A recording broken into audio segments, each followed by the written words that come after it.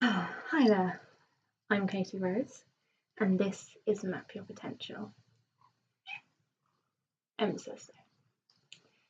Today, we're going to talk a little bit about a phrase that I've used a lot in my day jobs over the years, and I've been thinking a lot about it in terms of sort of self-development and that kind of sphere as well. And that is, all behaviour is communication. I have mostly worked in fields with young people, children, young adults, and families. And whenever there is someone who appears to be displaying challenging behaviour, or behaviour that is difficult for other people to comprehend and understand kind of the reasons for, this is a phrase that continually came up. All behaviour is communication.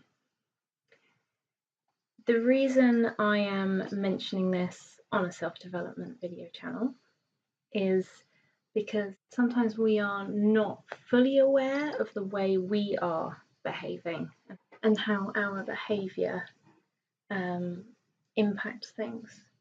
So if you are someone who believes in the law of attraction or the secret and that kind of idea that what you put out into the world is what you get back, any of those kind of belief systems, then actually thinking a little bit about what you are doing, what you are through your actions telling the universe or whatever, however you see it, if you are putting out that energy where actually you want to meet a certain goal, but you are staying in bed, snoozing the alarm, eating chocolate, smoking, whatever it is that you feel you'd like to change, if you are still doing actions that support the old habit or things that directly go against what you know the change would be, so if you know the change would be getting out and running first thing, but you are snoozing the alarm, you're not putting your gym clothes right by the bed, if you are not acting as if you're going to be successful,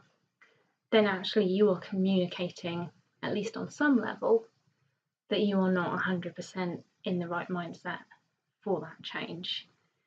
And as much as our mindset is a big part of making change, it is not the whole aspect of making change. So thinking about this in terms of kind of actions and behaviours is one way. So as I said, if you are someone who, you are getting home from work and you are throwing yourself on the couch, sofa, and putting the TV on something and kind of flicking away on your phone when actually you want to write a novel. Whereas what you could do is open the window, let some light in, sit down with at least a Word document open.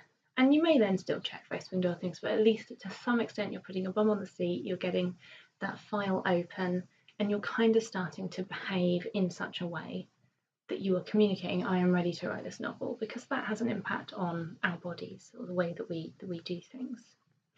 So for those of you who perhaps don't believe in that spiritual side, there is a science to it as well. And thanks for sticking around through the first bit.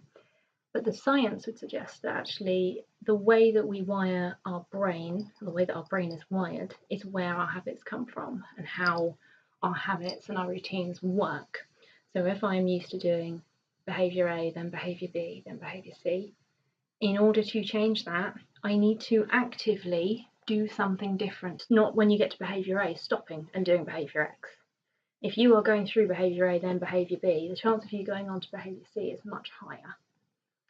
So anywhere that we can break that link, when we actually act on it, when we do something differently, that is what actually rewires our brain, which makes it makes a new neural pathway, which then makes it easier to continue making that change. However, it's not just our behaviours in terms of physical actions that change this.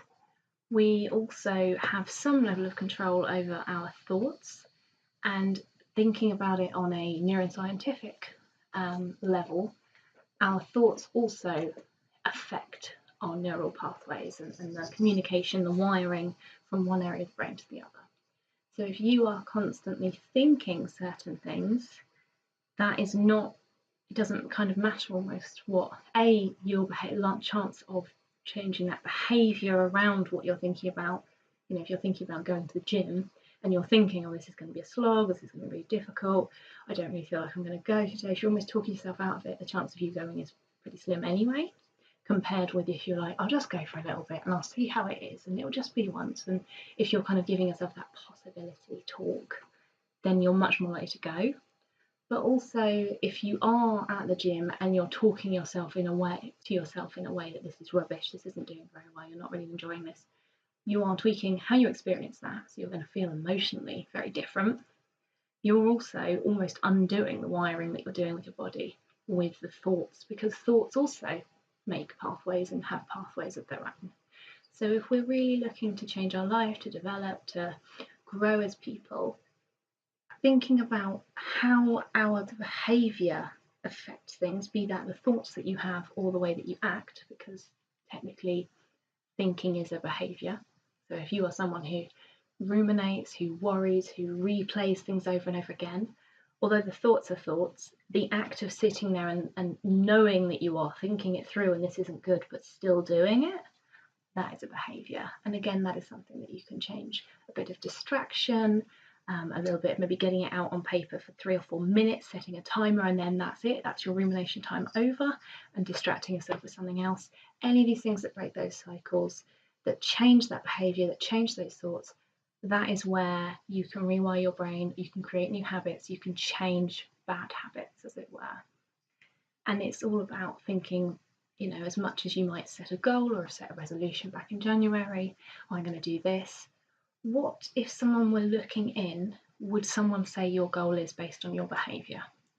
So my friend has just started for her New Year's resolutions in January. She decided she was going to run on this day and she was going to go to the gym on this day and she was going to get really fit, and she has this goal and she's pretty strict with her diet and things like that. And if you look at her sort of day in, day out, so she does put her trainers right by the door, she does set her gym bag up the night before, she plans her smoothies and things, the way that she plans her life, the action she takes. We had biscuits the other day and she said no thanks. She's got all these different ways and different behaviours that are communicating that actually, no, she's on a healthy path at the moment and this is right for her. If you look at, say, my last week, I wasn't feeling particularly well in the last week, and I have come home and I've laid down on the sofa and I've put the blanket over me, and yes, I've opened my Word document for my novel, but I haven't sat up at my desk and actually got myself a drink and opened the windows and thought, what am I going to do with this? I've done little bits here and there, so there are definitely some notes that I've scribbled around, and I've certainly opened the file and read through it on occasion. But whereas when I was really focused on my novel, I would come home, I would sit at the computer, I would pull up my Word document and the plans that I had, put on some inspiring music, sit up straight, take some breaths, and then sort of see if any words came. I'm now at the point where I'm not even getting to the desk, I'm not even pulling it up. I actually was just spent the whole of last week kind of laying on the sofa, watching Netflix. So thinking about actually what is my behaviour communicating to the universe, to other people around me, in terms of actually, do people support you, or are they, go on, have a biscuit even though you're on a diet? They're much less likely to do that if they see that you're really not going to be kind of eating whatever it is that you feel you shouldn't be eating at that time. And also your mind. So thirdly, actually you're communicating with your actions and your thoughts to your brain, which is then wiring itself in accordance with the way that you are behaving in that communication.